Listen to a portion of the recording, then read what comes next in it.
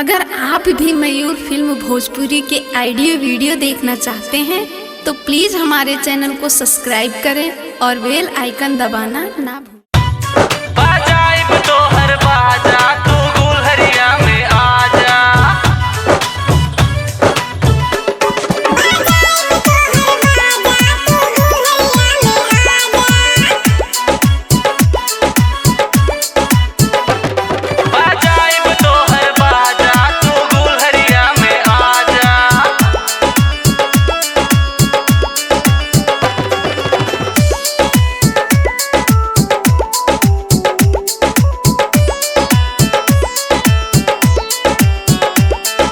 खैरापुर में चुम्मा ले हब सिर कोई हमें माजा तू गुलहरिया में आजा। ए रानी तनी सुन ला, खैरापुर में चुम्मा ले हब सिर कोई हमें माजा तू गुलहरिया में आजा। बाजाइब तोहर बाजा तू गुलहरिया में आजा, बाजाइब तोहर बाजा तू गुलहरिया में आजा।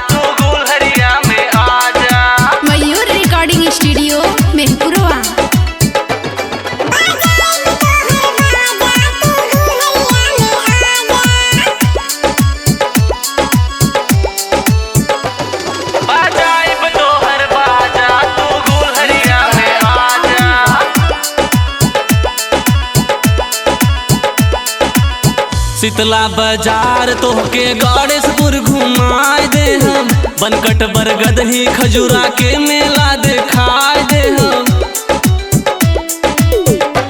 ए बाबू सुना, हम हई पलिया के रानी, ऐसे ना जुगाड़ होई, गोदरल जवानी हमर ऐसे ना बेकार होई। तुलापुर चौराहा पे खियाइब तोहके खाजा तू गुलहरिया में आजा।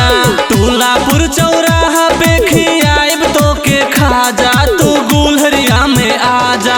बाजाइब तोहर बाजा तू गुलहरिया में आजा, बाजाइब तोहर बाजा तू गुलहरिया में आजा।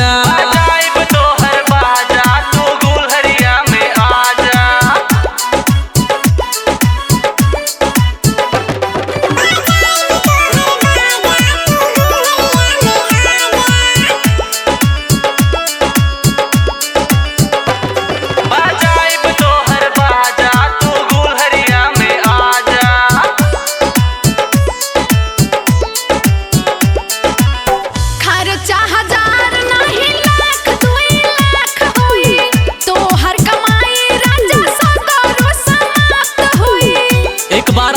देखा लहंगा लखनऊआ काठमांडू से मंगाए दे हम, 2-4 लाख गोरी तोहरा पे लुटाए दे हम। आके बन जा तू मोरी रानी, हम बन जाए राजा तू गुलहरिया में आजा। आके बन जा तू मोरी रानी, हम बन जाए राजा तू गुलहरिया में आजा।